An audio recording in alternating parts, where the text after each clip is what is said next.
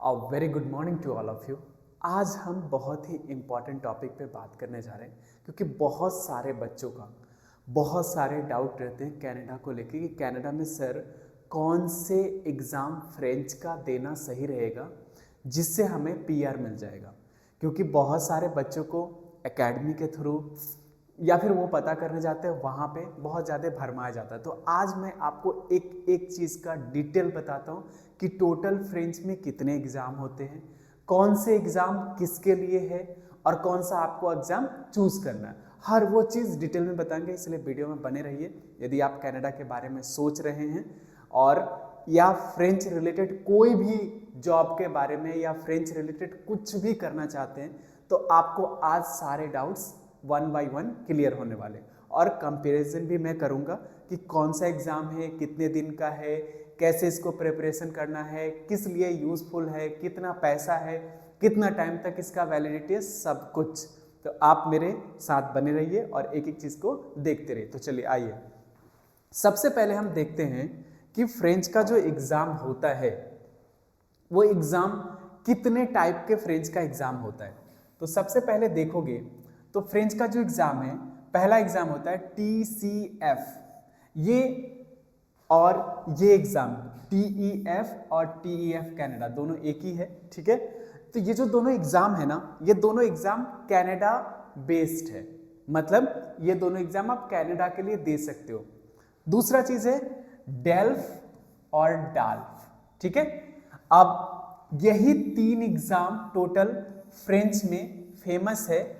आप यदि किसी भी फ्रेंच को लेके या तो जॉब पर्पस से, पीआर पर्पस से, इंटरनेशनली कहीं भी एडमिशन कराने के पर्पस से कुछ भी फ्रेंच रिलेटेड आप करने का सोच रहे हो तो इन तीनों में से एक एग्ज़ाम आपको देना पड़ेगा। अब सबसे इंपॉर्टेंट है कि कौन कौन सा एग्ज़ाम किसके लिए ज़रूरी है, इसलिए मैंने बोला था आराम से आप बैठो, आज आपका पूरा डाउट्स क्लियर हो जाएंगे और आज के बाद आपको कोई प्रॉब्लम भी नहीं होगा। आप जिसके लिए सोच रहे हो आप उसी को करोगे। तो सबसे पहले हम TCF की बातें करते हैं, कौन इसको कंडक्ट कराता है। पहले हम TCF को देखते हैं। तो ये जो कंडक्ट कराता है ये French ministry of education conduct कराता है। एक्चुअल में देखा गया तो फ्रांस ही सारे एग्जाम को कंडक्ट कराती है, ठीक है। तो दूसरा जो है वो कराती है CCIP, स्टाफ एग्जाम को, ओके।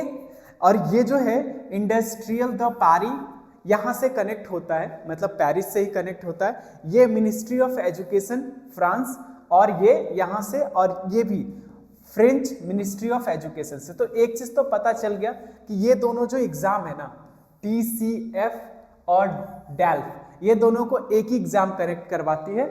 इसी वजह से ये जो एग्जाम है और ये एग्जाम है और ये एग्जाम टोटल डिफरेंट क्यों है आज आपको समझ में आएगा, ठीक है। बेसिकली जैसा मैंने बताया था आपको कि टोटल फ्रेंच रिलेटेड तीन एग्जाम है, ठीक है। दो को सेम डिपार्टमेंट कराती है, एक को स्पेशली जो है वो बनाया ही कनाडा के लिए गया है, ठीक है। अब आप देखो दूसरा है टाइप ऑफ एग्जाम, ठीक है। तो यहां पे देखोगे तो प्रोफेंसी टेस्ट है, स्कोर बेस्ड प्रोफेंसी टेस्ट है, स्कोर बेस्ड। इन दोनों एग्जाम में डिफरेंट है, इस चीज को ध्यान से समझना। और ये एग्जाम में भी डिफरेंट है, थोड़ी थोड़ी डिफरेंट है, लेकिन वो बहुत बड़ा डिफरेंट है, तो समझना बहुत जरूरी है। इसीलिए मार्केट में इतना ज्यादा कंफ्यूजन रहता है कि लोगों को समझ में नहीं आता। वो बस फ्रांस और फ्रेंच का नाम समझ के ये समझ लेते हैं लैंग्वेज ही तो है, चल कहीं से कर लेते हैं। ऐसा नहीं है, क्योंकि यदि आपने आज नहीं समझा ना तो आपका टाइम और पैसा दोनों बर्बाद होने वाला है, ठीक है। तो इसलिए यदि फ्रेंच रिलेटेड किसी भी जॉब में, किसी भी कंपनी में, किसी भी यूनिवर्सिटी में या पीआर के लिए आप सोच रहे हो जो कि फ्रेंच से डायरेक्ट इफेक्ट है, तो आपको ये वाला वीडियो पूरा देखना पड़ेगा, तभी जाके चीजें क्लियर होगा। एकदम मैं बिल्कुल आसान भाषा में आपको समझाने वाला हूं, ठीक है। ये क्या है, TCF जो है ये प्रोफेंसी टेस्ट है। किस बेस पे बनता है, स्कोर बेस पे बनता है। और ये है एवल्यूएशन टेस्ट। अब ये दोनों में डिफरेंस क्या है, क्योंकि ये भी स्कोर बेस्ड है, ये भी स्कोर बेस्ड है। और ये है ऑफिशियल डिप्लोमा लेबल बेस्ड, ठीक है।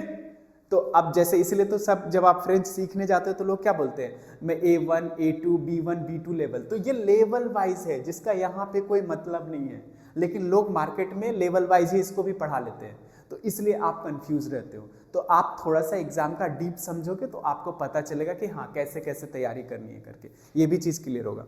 दूसरा है पर्पस, यूज पर्पस क्या है, यहां से आपको समझना बहुत जरूरी कि यूज क्यों करना है इसको, किस लिए हमें एग्जाम देना है, ठीक है। तो एक चीज देखोगे तो यहां पता चलेगा जो TCF एग्जाम है बेसिकली ये भी कनाडा के लिए है, और ये TEF एग्जाम जो है ये भी कनाडा के लिए है, और डेल्फ एग्जाम इंटरनेशनली सभी के लिए है, ठीक है। तो अब जो बेस्ड है यहां पे कहता है जनरल और academy proof of French level, मतलब कि इसको देखोगे और इसको देखोगे, life time certification for education, job, embassy, global और रिकॉग्नाइजेशन। अब आपको एक चीज समझ में आ रहा होगा कि ये एग्जाम जो है ये आपको सिर्फ लेवल को चेक करती है, ये एग्जाम है ये भी लेवल को चेक करके आपको फ्रेंच का सर्टिफिकेट देती है, ठीक है। बट डिफरेंट इसमें और इसमें डिफरेंट सिर्फ इतना है कि ये स्कोर बेस्ड है और ये लेवल बेस्ड है, ठीक है। ये जो एग्जाम है ये एग्जाम आप क्यों करते हो, तो ये एग्जाम स्पेशली इमिग्रेशन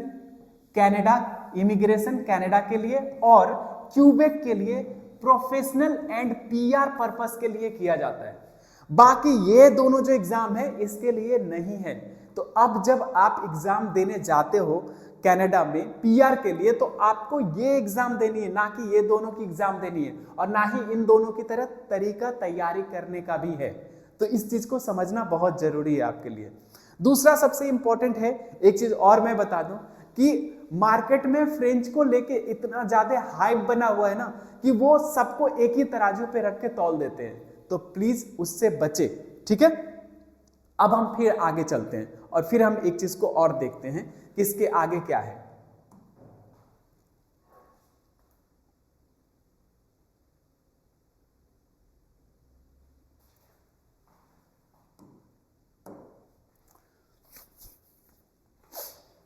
अब देखो इसको हम लोग यहां रख लेते हैं, हाँ भूल मत जाना, ये आपका TCF है और ये आपका TEF है और ये आपका डेल्फ है और डाफ, ओके। अब देखो हु शुड टेक इट, कौन कौन दे सकता है इस एग्जाम को, ठीक है। तो सबसे पहली चीज है स्टूडेंट्स, वर्कर्स और माइग्रेशन। अब हम देखते हैं कि इस एग्जाम को कौन कौन दे सकता है। तो स्पेशली स्टूडेंट एंड वर्कर्स ही इस एग्जाम को देते हैं, ठीक है।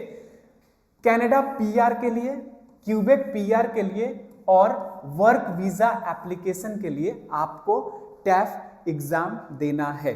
देखो फिर से यहां मैं बता देता हूं, टैफ इन दोनों एग्जाम से बिल्कुल अलग जा रहा है, तो आप एक चीज का ध्यान जरूर रखना, ठीक है।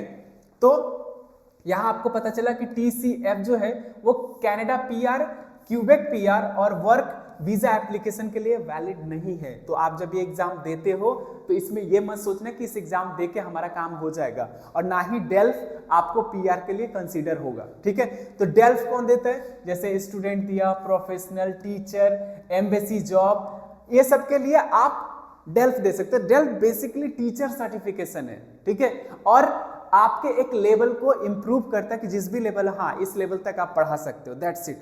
तो डेल्फ जो है वो internationally recognise lifetime valid के साथ आता है, और जबकि ये दोनों एग्जाम जो है ये 2 साल के लिए वैलिड है, और ये जो एग्जाम है सिर्फ और सिर्फ आपको अपनी प्रोफेंसी को चेक करने के लिए है, यूज जिसका उसका होगा वो नहीं है, ठीक है।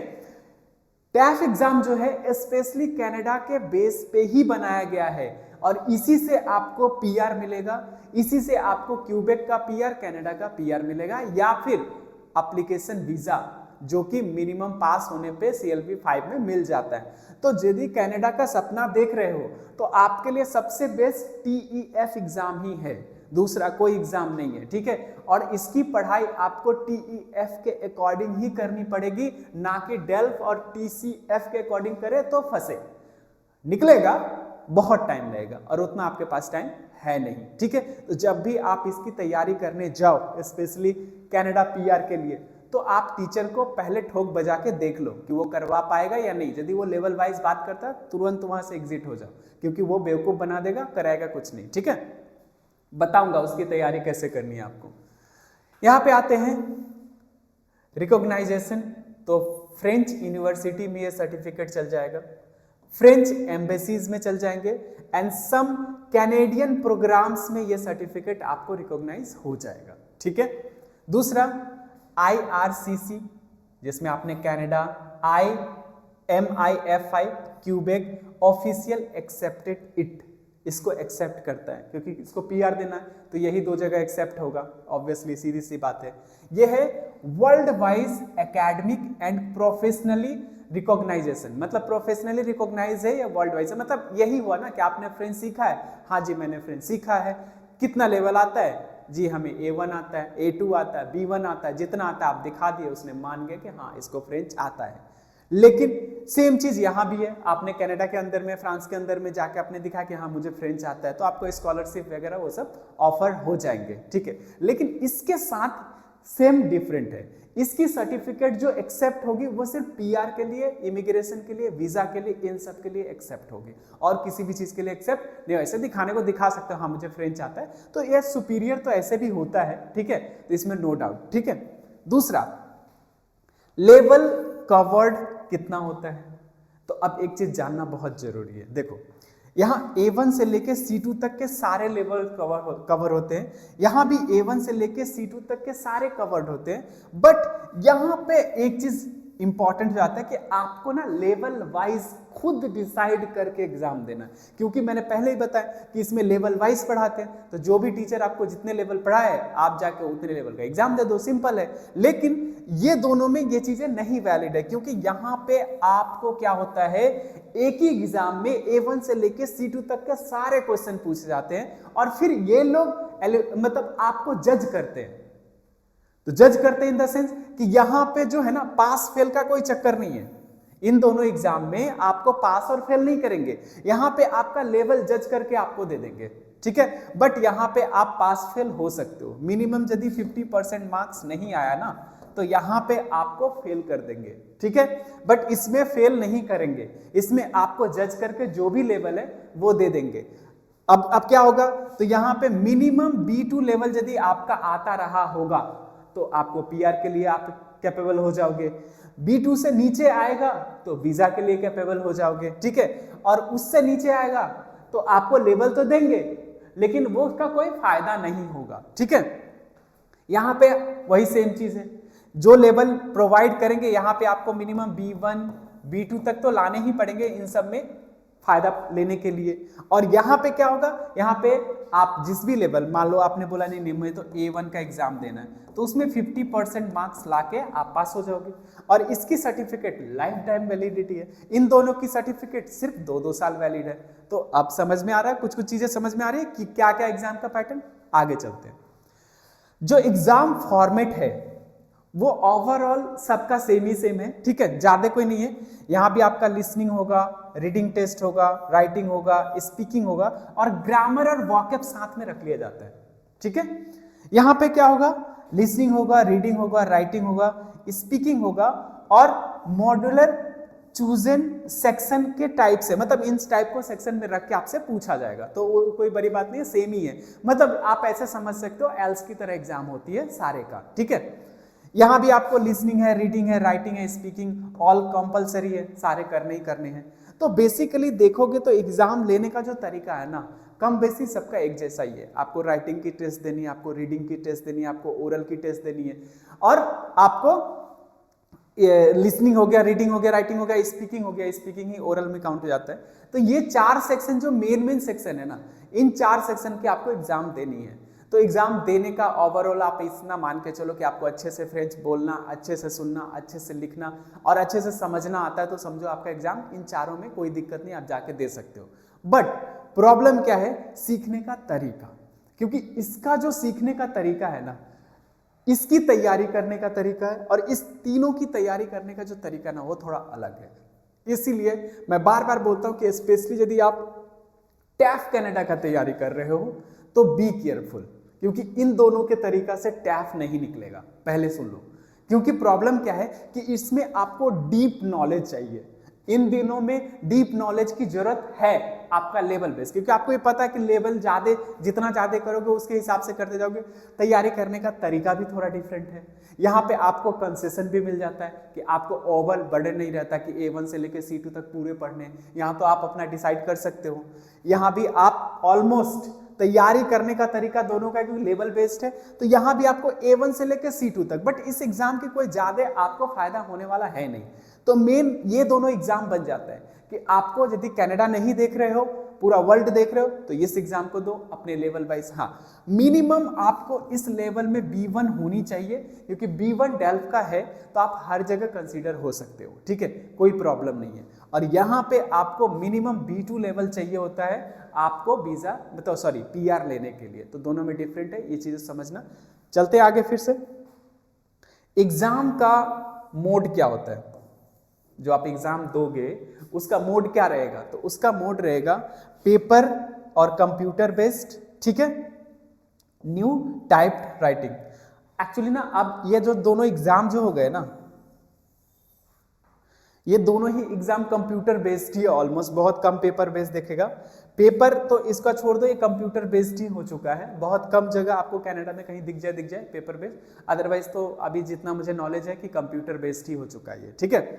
और ये तो पेपर बेस्ड ही रहेगा, क्योंकि इसमें पेपर बेस्ड, क्योंकि एकेडमी एग्जाम है ये, ठीक है, तो एकेडमी एग्जाम हमेशा पेपर बेस्ड ही होता है, कंप्यूटर बेस्ड नहीं रहेगा, ठीक है। तो अभी यहां तक आप समझ गए हो कि आप आए समझे एग्जाम मोड तक। फिर आगे चलते हैं, देखते हैं।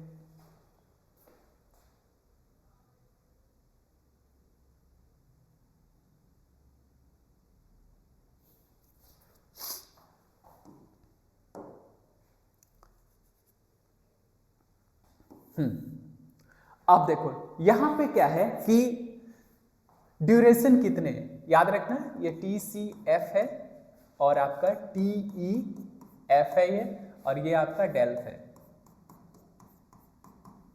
अब आओ, पहला है ड्यूरेशन कितना होता है एग्जाम का, 2 आवर्स डिपेंड ऑन मॉड्यूल, मतलब वही 2 से 2.5 घंटे आपको मिल जाते हैं आराम से इस एग्जाम के लिए। ये भी आपको 2 से 3 घंटे का ही टाइम टोटल मिलता है, डिपेंड ऑन चूजन सेक्शन, क्या क्या सेक्शन लिए हो कैसे।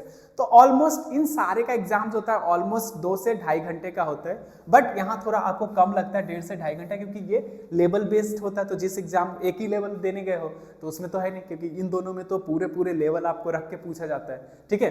तो इस वजह से टाइम ड्यूरेशन आप वही मान के चलो 1.5 घंटा से लेकर 3 घंटा के बीच में कुछ भी हो सकता है, डिपेंड ऑन सेंटर। बट इसका 2 से 3 घंटा तो आराम से लगता है, और इसमें भी आप सारे दे रहे हो तो ये भी सेम ही टाइम पे कंसीडर हो जाएगा इसमें भी, क्योंकि ये भी लेवल बेस्ड है, ये भी लेवल बेस्ड है, और ये आपका नहीं, ये स्कोर बेस्ड है, ये भी स्कोर बेस्ड है, ये लेवल बेस्ड है। तो जो लेवल बेस्ड होता है वो उसमें आपको कम से कम भी कम टाइम लग जाते हैं, इन दोनों में ज्यादा टाइम लगता है। अब रही स्कोरिंग सिस्टम क्या है, तो स्कोर जो है आउट ऑफ 700, ठीक है, स्किल स्कोर सेपरेटली, ठीक है, यहां भी 699।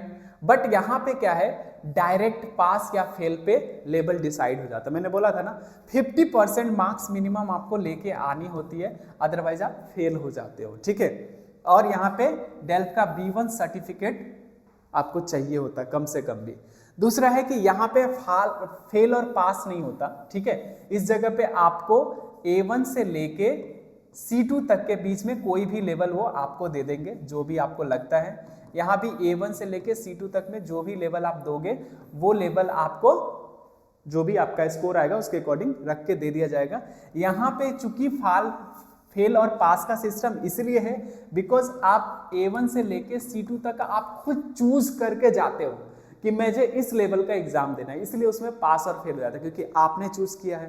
तो अब 2 ही चीज हो सकता है, या तो आप उसमें पास हो या फेल हो। यहाँ पे क्या है कि इन दोनों में आपने लेवल चूज नहीं किया है, तो ऑब्वियसली है कि यदि आप उस लेवल B2 लेवल पार नहीं कर पाए तो कहीं ना कहीं तो आप करोगे ही करोगे। तो जहां पे भी करोगे एकदम बिल्कुल 0 लेवल पे हो तो A1 दे देगा, ठीक है, मतलब zero level in the sense कि आपको थोड़ी सी तो फ्रेंच आती ही होगी जब एग्जाम देने जा रहे हो, तो उस हिसाब से A1 तो आराम से मिल जाते हैं सबको, ठीक है। बट चूंकि यहाँ पे लेवल बेस्ड है तो इसलिए यहाँ पे पास फेल का सिस्टम होता है। होप कि सारी चीज़ समझ में आ रही है। नहीं आ रहा तो कमेंट बॉक्स में नीचे लिखते रहना, ठीक है। मैं इस पर और एक डिटेल वीडियो और बना दूंगा आप लोग के डाउट्स को लेके, ठीक है। दूसरा है वैलिडिटी कितनी है, तो 2 साल की इसकी वैलिडिटी है, 2 साल की इसकी वैलिडिटी है और ये लाइफ टाइम वैलिडिटी है। लेकिन इसमें ना एक प्रॉब्लम है। इसमें प्रॉब्लम क्या है कि ये जितना रिसेंट सर्टिफिकेट होता है ना उतना ज़्यादा वैलिड होता है इसका। जैसे मान के चलो कोई 2008 में डेल्फ का एग्जाम दे दिया और 2008 के बाद उसका ना बीच में कोई फ्रेंच बैकग्राउंड नहीं रहा, तो फिर और मान लो एक ही पर्पस के लिए आप इंटरव्यू देने जा रहे हो, ठीक है, और एक अभी अभी फ्रेंच लेके आया है, ठीक है, और उसके पास भी कोई बैकग्राउंड नहीं है फ्रेंच का, उसने अभी अभी दिया और आपने 2008 में दिया, बट तो उसको कंसीडर करेंगे जो अभी नया नया लेके आया, क्योंकि उससे ज्यादा आपसे ज्यादा उसको नॉलेज होगा। तो हमेशा याद रखो अननेसेसरली सर्टिफिकेट बिल्कुल मतलब, ठीक है। तो यहाँ पे आपको समझ में आया कि 2 साल इसका है, 2 साल इसका है और इसका लाइफ टाइम है। तीसरा, एग्जाम सेंटर इंडिया में कहाँ कहाँ है या फिर पूरे वर्ल्ड में कहाँ कहाँ होगा, मैं आपको बता देता हूँ। एक संस्था है ऑलियंस फ्रांसे, ये आपको ना हर कंट्री में मिल जाएगा, ठीक है, और उसी कंट्री के आसपास या तो यदि उसके पास खुद का कहीं ब्रांच नहीं है तो वो ऑलियंस फ्रांसे को ही कंसीडर करती है, ठीक है, और यदि सेंटर है तो वो दिल्ली पुणे में भी आपको ऑलियंस फ्रांसे में ही मिल जाएगा। ये चीज है same Orleans फ्रांसे Delhi, Chennai, Hyderabad, Mumbai and Trivandrum, हाँ त्रिवेंद्रम में है, ठीक है। तो और यदि कनाडा में जा रहे हो आप तो कनाडा में जो ऑलियंस फ्रांसे होगा वहां पे आपको ये मिल जाएगा, ठीक है। और ये है ऑल ऑलियंस फ्रांसे सेंटर इंडिया, ठीक है, या फिर आप बाहर भी कहीं भी चले जाओ तो भी जहां ऑलियंस, तो बेसिकली देखा गया है कि सेंटर जो अलॉट होते हैं ना, चूंकि ये फ्रांस ही कंडक्ट कराती है कहीं ना कहीं, तो फ्रांस कंडक्ट कराती है ऑलियंस फ्रांसे के थ्रू, तो इनको सबसे सेफ और सबसे सेफेस्ट जगह ऑलियंस फ्रांसे ही लगता है, वहीं पे वो सेंटर दे देते हैं, ठीक है। तो यहाँ तक चीज़ें आपको क्लियर हो गया, एग्जाम सेंटर तक समझ में, फिर आगे चलते हैं।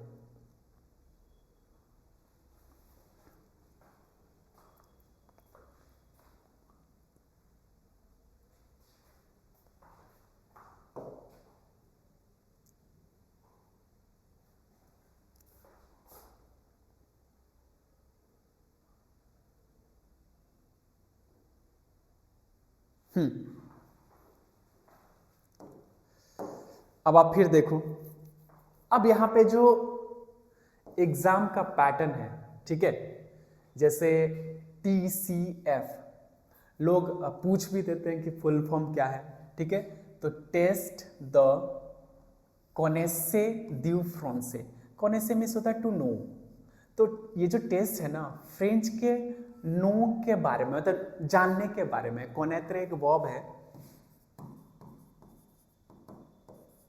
connaître मीन्स होता है टू नो, और टू नो का मतलब होता है पर्सन, प्लेस और थिंग्स के बारे में जो अपने नॉलेज को रखता है, उस वर्ब को हम उसमें यूज करते हैं, ठीक है।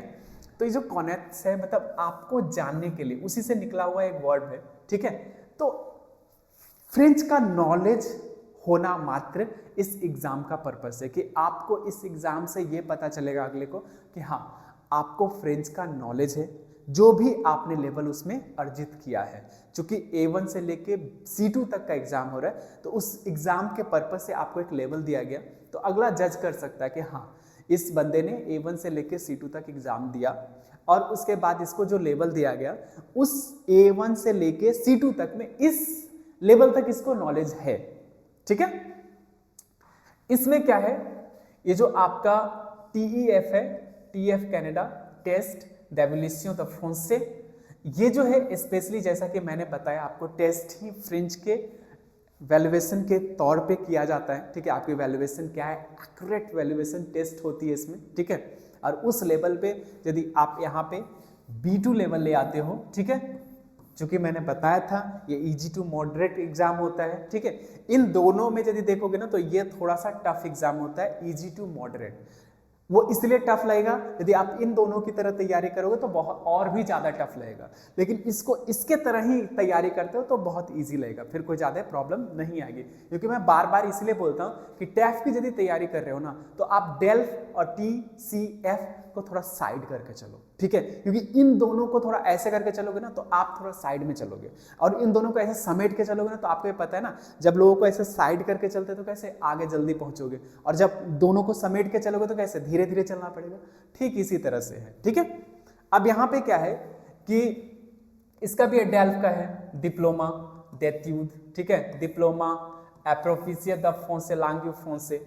तो फ्रेंच लैंग्वेज की वजह से जो आप फ्रेंच लैंग्वेज के लिए जो एग्जाम दे रहे हो तो डेल्फ इसको प्रेजेंट करता है कि डेल्फ का सर्टिफिकेट है तो बंदे को फ्रेंच आता रहेगा, जो भी लेवल है उसके अकॉर्डिंग वो जज कर लेगा। बस इन दोनों में एक ही डिफरेंट है कि यहाँ पे आप लेवल वाइज एग्जाम दे रहे हो, यहाँ पे विदाउट लेवल दे रहे हो। यहाँ पे आपको लोग वो लेवल प्रोवाइड करेगा और यहाँ पे वो लेवल प्रोवाइड करेगा पास और फेल केसेस पे। आप बोलोगे सर इन दोनों एग्जाम में तो लगभग सेम ही है तो क्यों करते, तो एक फायदा होता है। देखो जैसे मान लो यहाँ पे एग्जाम जो फीस है, फीस को लेकर कि मान लो आपने यहाँ पे B2 लेवल दिया, एग्जाम दिया, ठीक है, और B2 लेवल एग्जाम में आपने मान लो 20,000 रुपया खर्चा करे, ठीक है, और आप 100% सिक्योर नहीं थे कि मेरा B2 में पास हो जाएंगे, तो यहाँ पे क्या होगा, या तो पास और नहीं तो फेल, ठीक है। यदि पास हो गए तो बल्ले बल्ले, फेल हो गए तो पैसा भी गया और सर्टिफिकेट भी नहीं मिला, ठीक है। यहाँ पे क्या हुआ कि यहाँ जो फीस भरे, मान लो B2 लेवल तक का आपने A1 से लेके C2 तक का भर दिया, तो ये क्या होगा, यहाँ पे चांसेस ज्यादा है, यदि मान के चलो कि B2 नहीं निकला तो B1 का तो सर्टिफिकेट देगा, तो बस यही फायदा है। लेकिन एक नुकसान भी है, यहाँ पे निकाले तो लाइफ टाइम चलेगा, यहाँ पे निकाले तो सिर्फ 2 साल चलेगा। तो दोनों का मेरिट डिमेरिट दोनों का है, ठीक है, तो आप उसके अकॉर्डिंग देख सकते हो। अब आते हैं, हम बात करते हैं कि रिसेंट जो 2025 में जो सेशन हुआ था इंडिया के अंदर में, ठीक है, वो कब कब हुआ था, उसकी फीस स्ट्रक्चर क्या थी, अप्रॉक्स यदि इसकी फीस देखोगे ना तो इसकी फीस वही 21,000 से लेके 24,000 रुपया तक, मतलब मान के चलो मोटा मोटी यदि सेंस लगा तो 20 से 25,000 के बीच में इसका फीस है, ठीक है। वही यदि मैं इसका भी देखूं फीस तो अप्रॉक्स वही है, 20 से लेके 25,000 के बीच में इसका भी फीस आपको देखने को मोटा मोटी मिलेगा। लेकिन अभी 25 प्लस ही मान के चलो, इसमें 2,000 और इसमें माइनस मान के चलो 2,000, ठीक है, प्लस माइनस 20 से 25 का रेंज मान के चलो, इतना एग्जामिनेशन फीस है। इसका जो एग्जामिनेशन है और इसका एग्जाम फीस है A1 से लेके A2 तक का 7,000 रुपया, ये ऑलियंस फ्रांसे में जो बच्चा पढ़ रहा है उसके लिए है। जब आप बाहर से देते हो तो उसकी फीस अलग हो जाती है, ठीक है, वो 11-12,000 रुपया आप मान के चलो, इसका भी आप मान के चलो 10 से 15,000 के बीच में आपको फीस देखने को मिल जाता है लेवल वाइज, ठीक है। तो यहाँ तक आपको चीजें समझ में, और चलते आगे थोड़ा और देखते हैं। फीस स्ट्रक्चर भी आप देखो, 21 से 25, 15 से 40, लेकिन जो मैंने बोला इसमें आप देखना, ज़्यादा ध्यान रखना, ठीक है। यहाँ पे 13,000 रुपया से लेके 15,000 रुपया तक का, लेकिन मैंने जो बोला 10 से 15,000 ये मान के चलना, जो आउटर एरिया में इतने फीस आएंगे, ठीक है। अब हम थोड़ा और देखते आगे चलते हैं। ये वीडियो थोड़ा काफ़ी लंबा हो गया है, लेकिन इसमें बहुत कुछ आपको सीखने समझने को मिलेगा, तो इसलिए आप टेंशन बिल्कुल मत लो, ठीक है। अब देखो,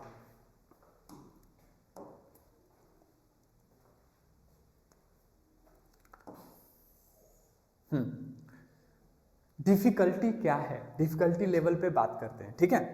तो डिफिकल्टी लेवल जो है वो मॉडरेट है, मैंने बोला था depend on module, easy to moderate के सेंस में आप लेके चल सकते हो इसको भी, और ये भी इजी टू मॉडरेट ही होता है। लेकिन प्रॉब्लम क्या होता है कि यहाँ लेवल आप खुद डिसाइड कर लेते हो, और इस जगह पे क्योंकि चूंकि ये दोनों ही एकेडमी बेस्ड एग्जाम है, प्रोफेशनल तो है नहीं, क्योंकि इसको करने के बाद कैनेडियन गवर्नमेंट या फ्रांस का गवर्नमेंट कुछ देने तो आपको नहीं जा रही है एकदम फिक्स करके कि हाँ ये लो भाई आप इमिग्रेशन ले लो, ये लो भाई 2 साल का वीजा ले लो, मतलब प्रॉफिटेबल सर्टिफिकेट नहीं है कि इसको करने के बाद आपको कुछ प्रॉफिट होना। हाँ प्रॉफिट क्या है, तो प्रॉफिट है कि जॉब मिलेगा, स्कॉलरशिप मिल जाएगा, यूनिवर्सिटी में एडमिशन मिल जाएगा। लेकिन इसको करने के बाद, टैफ करने के बाद क्या मिलेगा, टैफ करने के बाद आपको 2-3 चीज ऐसा मिलेगा जो ये दोनों दे ही नहीं सकता, ठीक है। टैफ करने के बाद ये मिलेगा कनाडा में परमानेंट रेसिडेंशियल सिटीजनशिप वीजा, ये सब मिलेगा, तो वो ज्यादा इंपॉर्टेंट है आपके लिए भी फिलहाल, ठीक है। तो इसलिए एग्जाम का जो है वो मॉडरेट इसको रखा गया, बट इसकी जो है ना मीडियम टू टफ है। मैं बार बार बोलता हूं कि TCF और डेल्फ को ऐसे करके टैफ की तैयारी होती है, ना कि ऐसे करके टैफ की तैयारी होती है। बार बार मैं इसलिए बोलता हूं, बहुत सारे बच्चे कंफ्यूज रहते हैं, हमारे भी क्लास में आते सर हमें A1 से करवाओ ना, हमें सर A2 से करवाओ ना। हम बोले भैया आप यदि TEF की तैयारी करो तो A1 A2 क्यों सोच रहे हो, मुझे यही समझ में नहीं आता। 1-2 महीना तो मुझे उसके दिमाग से ये निकालने में, क्योंकि मार्केट में इतने ज्यादा भंवर जाल फंसा दिए ना कि लोग ना चाह के भी, अब वही वाली बात है ना, आपके बाल झड़ नहीं रहा है, 4-5 बाल झड़ने वाला ऐड दिखा दूं तो आपको नहीं भी झड़ रहा तब भी सोचता है चलो एक बोतल मंगवा लेते हैं ना, वो वाला हाल है। ठीक है, तो प्लीज दिमाग से बाहर निकाल लो कि यदि टैफ की तैयारी कर रहे हो तो डेल्फ और TCF से थोड़ा दूरी बना के रखो। एक्चुअली प्रोसेस तो इसकी भी यही है, लेकिन इसमें भी कोई प्रॉब्लम, इसमें भी लेवल नहीं है, लेकिन स्पेशली डेल्फ से तो दूरी बना लो, लेवल वाइज दूरी बना लो। जितना लेवल वाइज दूरी बना के चलोगे उतना तुम्हारा चांसेस ज्यादा है टैफ एग्जाम निकालने का, और जितना लेवल में घुसे रहोगे उतना कम चांसेस है आपका टैफ निकलने का। तो ध्यान रखो इस चीज को, बार बार मैं इसलिए बोलता हूं, आपको मैं टिप्स भी दूंगा एग्जाम में कैसे इसकी तैयारी करनी, क्योंकि बिल्कुल अलग टाइप का तैयारी है इसका। ठीक है, आओ पहले इसको पूरा समझ लेते हैं। रिजल्ट टाइमिंग जो है वो 3 से 4 वीक का है, 4 से 6 वीक का है, और 1 से 2 महीने का है। ठीक है, इसमें कुछ है नहीं। हाँ, स्कोर यूजेस, कहाँ पे स्कोर यूज होगा ये मतलब सबसे इंपॉर्टेंट है। तो आप देखो, फ्रांस में भी लगा सकते हो इस सर्टिफिकेट को, कनाडा एडमिशन के लिए भी लगा सकते हो, और जॉब और वीजा के लिए लगा। लेकिन एक चीज का ध्यान रखना, जॉब और वीजा है, वीजा में नहीं चलेगा, या चल भी सकता है, कह नहीं सकता। ठीक है, क्योंकि वीजा आजकल क्या हुआ ना कि जब आप 5 साल कनाडा में रह रहे हो ना, तो 2 साल का वीजा लगाने के लिए अब वो फ्रेंच खोज रहा है, तो वहां पे ये चल सकता है, लेकिन ये 100% चलेगा, ये चीज का ध्यान रखना। तो थोड़ा सिक्योर रहना कि ये चलेगा। ऐसे तो कनाडा बेस्ड है तो चल जाएगा। ठीक है, कहीं जहाँ पे थोड़ा भी डाउट होना वहां से थोड़ा दूरी बना के चलो, चल जाएगा, ऐसा नहीं है नहीं चलेगा, बट और के सेंस में है तो थोड़ा सा मुझे ऐसा लगता है कि क्यों ना हम ये कर लें, ये क्यों ही करें, क्योंकि फालतू का फायदा ही नहीं है। ठीक है, हाँ, ये क्या है, फॉर कनाडा और क्यूबेक के लिए PR एंड इमिग्रेशन पॉइंट्स के लिए, जिसमें आपको 50 पॉइंट जैसे ही आप B2 स्कोर करते हो ना, आपके स्कोर में जुड़ जाता है। और जान के आपको हैरानी होगा कि अभी 432 का कटअप गया है फ्रेंच का। ठीक है, और 432 कटअप मतलब समझ रहे हो, एक वो बच्चा कनाडा में PR लिया है, स्किल जो 7 साल से कनाडा में रह रहे होंगे ना, उसके अगेंस्ट में वो बच्चा PR आज के डेट में ले रहा है, जो जस्ट यूनिवर्सिटी आज खत्म किया है, 1 साल का वर्क एक्सपीरियंस और उसको PR मिल गया है। समझ पा रहे हैं ना, ये 432 क्या नंबर है। ठीक है, दिन भर में यही रटता रहता हूँ, 432 कुछ भी नहीं है। बस सब छोड़ के यदि आपने 6 महीना फ्रेंच में लगाए ना, फ्रेंच टैफ एग्जाम के तरीके से, तो आप भी इसी कैटेगरी में आ सकते हो। और मैंने एक चीज़ बहुत जल्दी नोटिस किया, अभी मैं कुछ दिन पहले मैं पंजाबी कुछ बच्चों को पढ़ा रहा था, मैंने ये अपने दिमाग में लगाया कि पंजाबी लोग जो है ना, इंग्लिश से स्पीड में फ्रेंच को सीखते हैं, बशर्ते को इंग्लिश को थोड़ा साइड कर ले।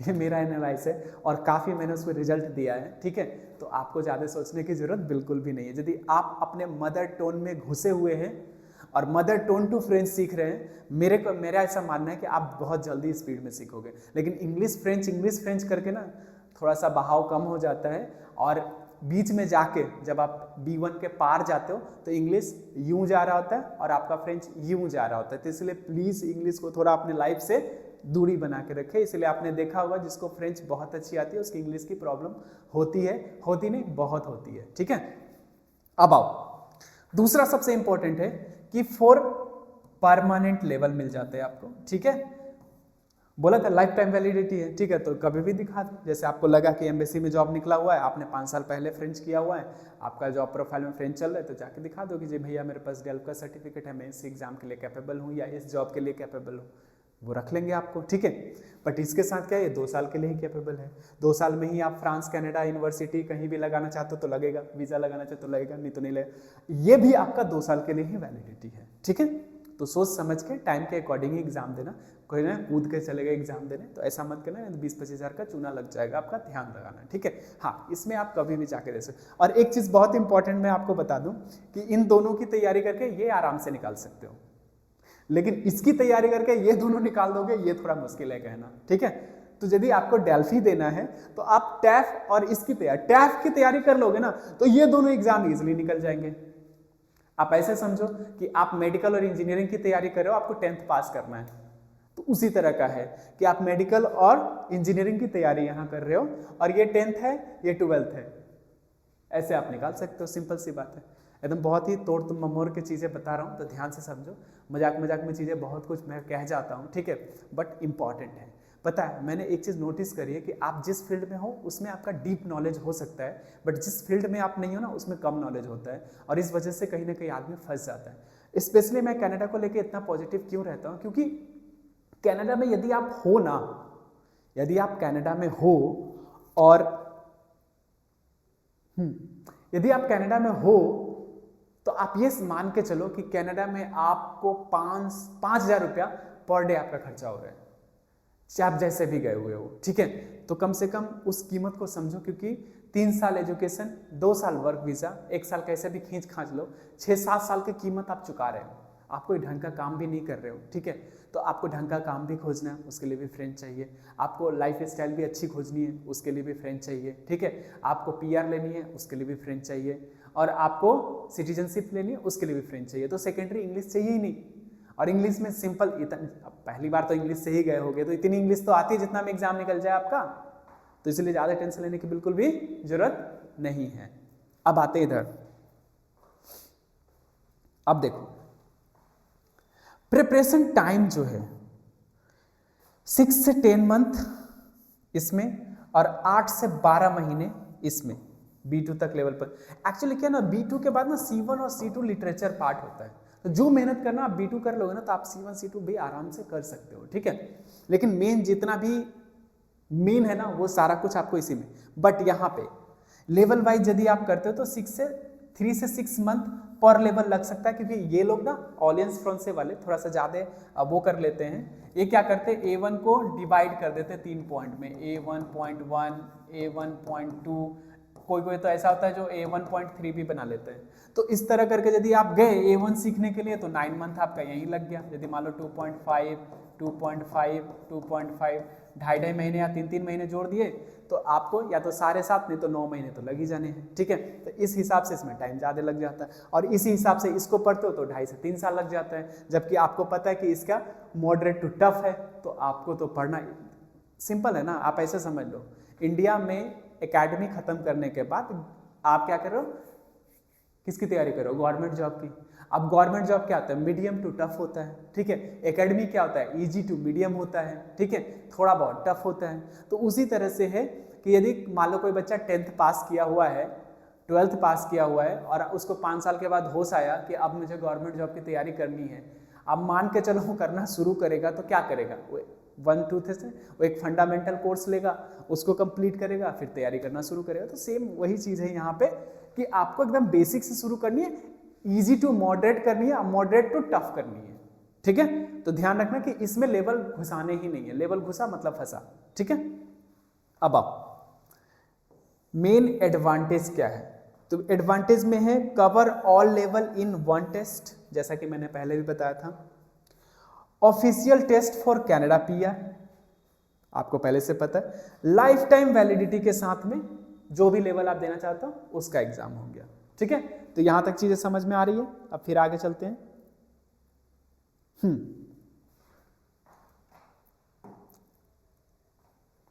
अब यहां पे जब आप देखते हो तो यहां पे एक चीज आपको और दिखती है, और देखिए पहला है मेन लिमिटेशन। तो 2 साल के लिए वैलिडिटी ये मैंने बताया था आपको, ठीक है।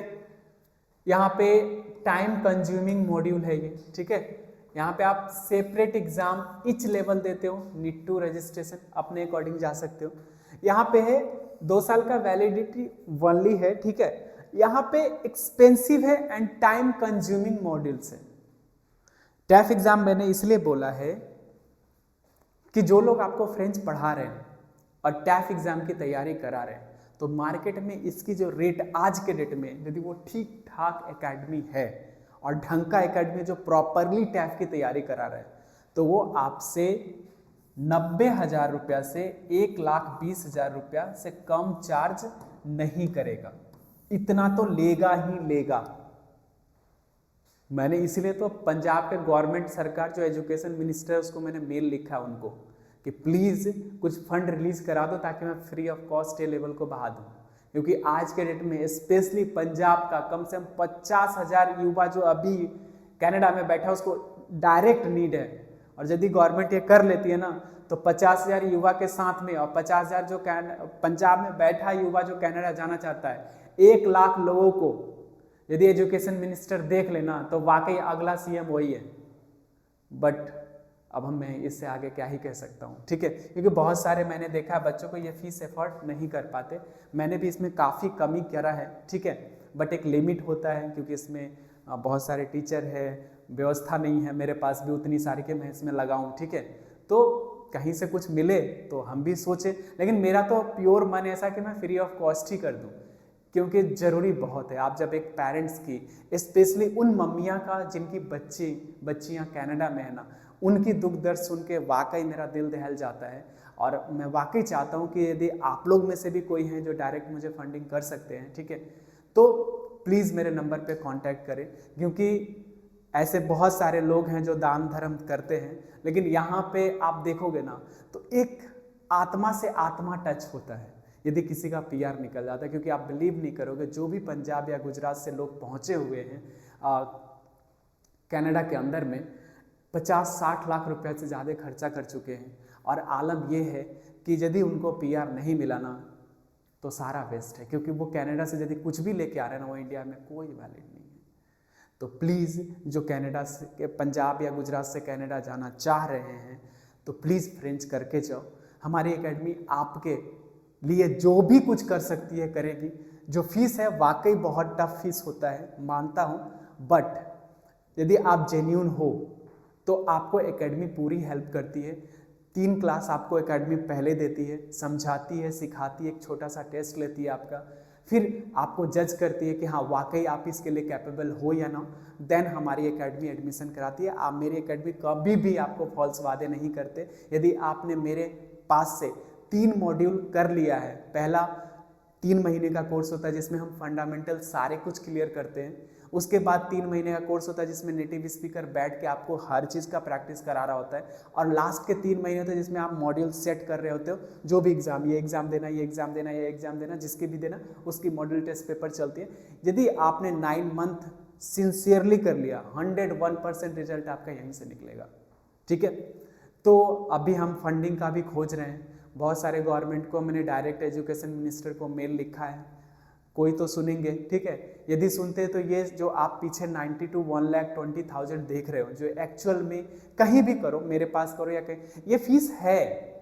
अब इसमें कोई 60,000 ले रहा है, कोई 70,000 ले रहा है, कोई 80,000 ले रहा है, जैसी जिसकी सोच उस हिसाब से वो पेमेंट ले रहा है। लेकिन मेरी समझ है कि इसको पूरी तरह से फ्री कर देना, ठीक है, ताकि छोटा से छोटा बच्चा भी इसको, मतलब इकोनॉमिकल जो जिनकी प्रॉब्लम वो भी इसको कर सके। मेरी अभी तो फिलहाल कोशिश ये चल रही है कि अभी जो 3 सेमेस्टर है, जो पहला सेमेस्टर इसमें ग्रामर वॉकअप्स है, इसको मैं वीडियो के माध्यम से लोगों के पास पहुंचाने की कोशिश कर रहा हूं, ताकि इसकी जो कॉस्ट है 30,000 रुपया उसको 10,000 से भी नीचे कर दिया जाए, ठीक है। तो जितनी बन पड़ती है उतना हम कोशिश जरूर करेंगे। आप जहाँ से भी इस वीडियो को देख रहे हो, यदि कुछ भी फंडिंग करना चाहते हो तो भी कांटेक्ट करो, सीखना चाहते हो तो भी कांटेक्ट करो। एकेडमी पूरी तरह से समर्पित है आपके लिए, और स्पेशली कनाडा में जो लोग रह रहे हैं या कनाडा के लिए जो सोच रहे हैं उनके लिए तो 100%, इससे बेटर एकेडमी आपको कहीं नहीं मिलने वाला, ठीक है। चलते आगे चलते हैं फिर से। अब यहाँ पे बेस्ट 4, अब student and migration training France और जनरल प्रो, मतलब इसको ऐसे आसान भाषा में समझ सकते हैं कि जनरली फ्रेंच दिखाने के लिए कि जी मैंने फ्रेंच कर रखा है। जैसे आपने किसी यूनिवर्सिटी में गए और वहाँ जाने के बाद बोला कि मुझे एडमिशन चाहिए और फ्रेंच रिलेटेड है। जैसे मान लो अभी फ्रांस में क्या हुआ है कि फ्रांस की जो वो यूनिवर्सिटी जो उनकी नेटिव लैंग्वेज में चलती है, यदि आपको फ्रेंच आती है तो वो अच्छा खासा स्कॉलरशिप पे करते हैं। वहाँ के लिए आपको ये सर्टिफिकेट दिखा सकते हो, वहाँ के लिए ये सर्टिफिकेट दिखा सकते हो, ठीक है, आपको फुल बेनिफिट मिलने वाला है। और ये सर्टिफिकेट तो आपको पता ही है, ये सर्टिफिकेट तो ऐसा है पूछो मत, कनाडा के लिए ही है। सपना है लोगों का, यदि आप कनाडा जाने से पहले इस चीज़ को कर लेते हो ना, तो आज के डेट में आप सबसे सक्सेसफुल हो, ठीक है। अब आगे चलते हैं। इमिग्रेशन कनाडा और क्यूबेक के जॉब प्रोफेंसी फ्रेंकोफोनी कंट्री जो उनके लिए यूज़ होता है, बट स्पेशली लोग कनाडा और क्यूबेक के लिए ही, पीआर के लिए स्पेशली है, पीआर के लिए ही है, ठीक है। अब इनका साइड है, इस पे जाके आप देख सकते हो। सिंपल कोस्ट, लिसनिंग का 6000, रीडिंग का 5500, राइटिंग का 5, ये सब इसकी फीस है जो 2000 में कंपनी ने। क्योंकि एक्चुअल में प्रॉब्लम पता है क्या है ना, यहाँ पे प्रॉब्लम मैं बताता हूँ आपको क्यों इतना कॉस्टली है ये। देखो मैं बताता हूँ आपको,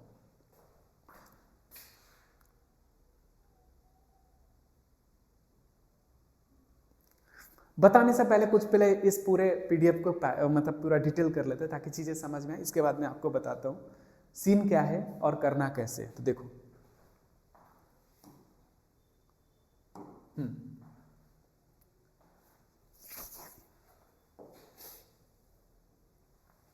फीचर में टीसीएफ जो कि आपको पता ही है, टेस्ट द कॉनेस दी फ्रांसे, ठीक है। टीएफ कनाडा और टैफ टेस्ट डेविलेसियो द फ्रांसे। डेल्फ और डाल्फ जो है आपका डिप्लोम d'études डिप्लोम एप्रोदी द लैंग्वेज फ्रांसे। Test language and interface fully French, कोई इंग्लिश में नहीं लिखा मिलेगा आपको एग्जाम पेपर में, फुल्ली फ्रेंच कोई इंग्लिश वर्ड नहीं, फुल्ली फ्रेंच कोई इंग्लिश वर्ड नहीं, पेपर में ये आपको मिलेगा। ऑफिशियल प्रिपरेशन टूल्स TCF, ठीक है, ये प्रेप बाय FEI मतलब ऑलियंस फ्रांसे कोर्स के लिए है, यही प्रिपेयर करती है। और टैफ का जो प्रिपेयर करता है, जो पेपर प्रिपेयर होता है इसका, वो CCIP ऑनलाइन मॉक टेस्ट, इसमें भी मिल जाएगा आपको देखने को, ऑनलाइन टेस्ट में आप जाके इसको निकाल सकते हो। और ये जो डेल्फ है और डाल्फ है, model prepare in AF coaching, actually बोलता है ऑलियंस फ्रांसे के कोचिंग में जाके पढ़िए, अब आपकी मर्जी है, ऑलियंस जाइए, घर पे बैठिए, ऑनलाइन क्लास करिए, जहाँ से करना है। मैं तो बोलता हूँ जहाँ से मिल सके वहाँ से ज्ञान लपेट लीजिए, ठीक है, कोई ज़रूरी नहीं, क्योंकि ये भी आपको फ्री में तो पढ़ाने वाला है नहीं। और ये जो चार्ज करता है अच्छा खासा चार्ज करता है, और ऐसा चार्ज करेगा कि आपका नानी याद करा देगा, ठीक है, तो आप टेंशन ना लो इसकी। दूसरा है वैलिडिटी चेक, रिजल्ट लिंक, और ये सब आप एक बार पीडीएफ को रोक के पढ़ लेना, ये कोई इंपॉर्टेंट नहीं है। 1025 और जो सबसे मेन है वो एक मेन है, वो मैं दिखाता हूँ कि इंडिया से कौन से लोग कितने एग्ज़ाम देते हैं स्पेशली इसके लिए। तो आप देखो ये डाटा है 2024-25 का, जिसमें TCF इसकी जो एग्ज़ाम 2000 प्लस लोगों ने दिया है, इंडियन कैंडिडेट के बारे में बात कर रहे हैं। सबसे ज़्यादा रस यहाँ पे है 4000 प्लस, इसलिए आपने देखा होगा अक्टूबर मंथ में ही जो कनाडा ने PR लिया है उसमें 10,500 लोगों को इनविटेशन दिया है सिर्फ टैफ एग्ज़ाम से, अक्टूबर मंथ में ही, मतलब अक्टूबर मंथ में 10,500 लोगों को भेजा उसने इनविटेशन, जिसमें से फ्रेंच का 10.5 है और बाकी सबको मिला दो तो 5000 प्लस भी नहीं है, इतना क्रेज है फ्रेंच का और इस टैफ एग्जाम का, ठीक है। और इसमें 3000 प्लस लोगों ने, तो यहाँ पे देखने को मिलता है कि सबसे ज़्यादा इसी का डिमांड है। लेकिन ऑब्वियसली है फ्रेंच में यदि मान लो आपको टैफ एग्जाम क्लियर हो जाता है और कनाडा में PR मिल गया तो इससे बड़ी बात क्या हो सकता है। एक आदमी जो 50-60 लाख रुपया लगा के PR ले रहा है और आप उसका 20% लगा के PR ले रहे हो, तो फिर टेंशन ही किस बात का है। हाँ, इंपॉर्टेंट चीज़ जो मैं बताने थे, ये एग्ज़ाम आखिर कॉस्टली होता क्यों है, ठीक है। देखो मार्केट में तो बहुत सारे बैठे हुए हैं जो 4-5 हज़ार में भी पढ़ा देते हैं फर्स्ट क्लास से, ठीक है, मतलब फर्स्ट क्लास समझ रहे हो ना, हाँ उस हिसाब से। तो एक्चुअल में इसको देखो कि इसमें इतना टेंशन है क्यों, इस एग्ज़ाम में पैसा क्यों लग रहा है। तो आप जब देखोगे ना तो एक चीज़ देख के आपका दिमाग खराब हो जाएगा, और वो है आपका ये प्रोसेस। देखो बताता हूँ, TCF TEF और डेल। ये 3 एग्जाम है। पूरा मैंने आपको बता दिया डिफ्रेंशिएट क्या क्या है, क्यों क्यों है और किस लिए है। देखो इसकी जो एग्ज़ाम होता है ना, जैसे A1 से लेके A1, A2, B1, B2, C1 और C2, सेम यहाँ भी होगा A1, A2, B1, B2, C1 और C2।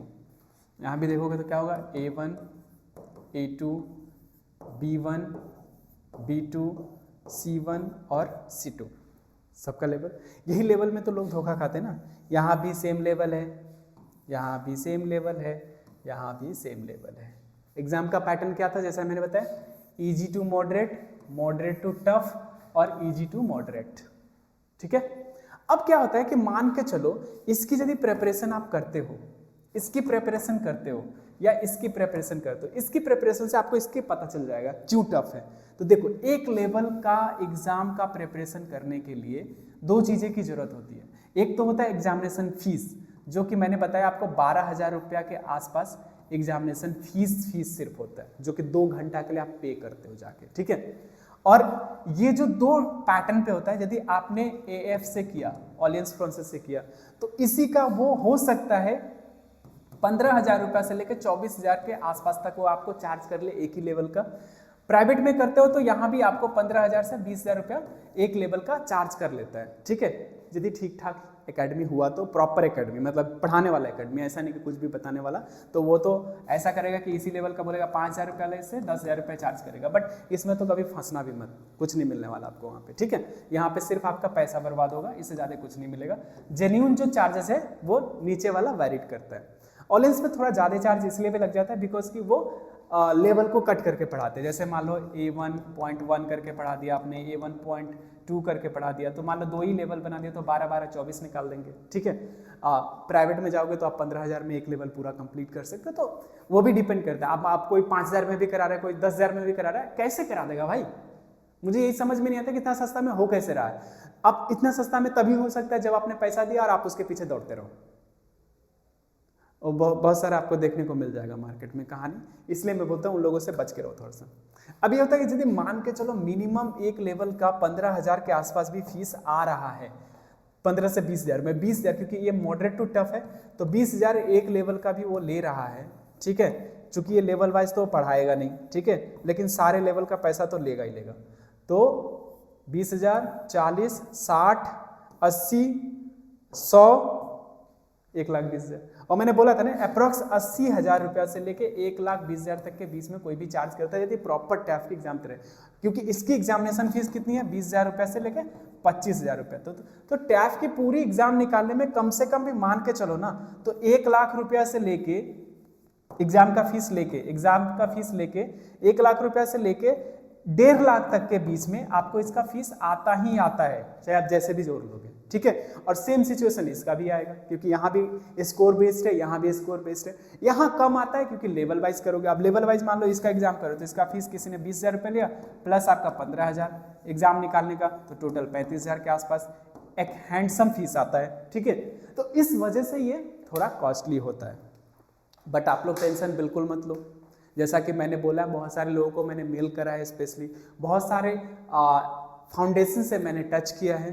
अब देखते हैं यदि रिजल्ट अच्छा आता है तो डेफिनेटली आपको ये सारे कोर्स फ्री ऑफ कॉस्ट में देखने को मिलेगा। सिर्फ आप एग्जामिनेशन फीस की तैयारी कर लेना और बाकी आपको एकेडमी की तरफ से मिलेगा। नहीं भी यदि मुझे कुछ मिल पाता है तो मैं मिनिमम कॉस्ट में मैक्सिमम देने की कोशिश पूरा करेंगे। ठीक है। और यदि आपको इन सब एग्ज़ाम में से कोई भी एग्ज़ाम देना है तो आप मुझे संपर्क कर सकते हो इस नंबर से, जो नंबर दिया हुआ है। बाकी कोई भी क्वेश्चंस है आपके अंदर तो वो भी पूछ सकते हो। वीडियो काफ़ी लंबा हो गया है, आशा करते हैं कि ये जो भी वीडियो घंटे का बना है यदि कोई देख लेता है तो उसको, मुझे नहीं लगता कि फ्रेंच रिलेटेड कोई भी प्रॉब्लम अब उनके दिमाग में रह जाना चाहिए। तो मिलते हैं नेक्स्ट वीडियो में, तब तक के लिए थैंक यू।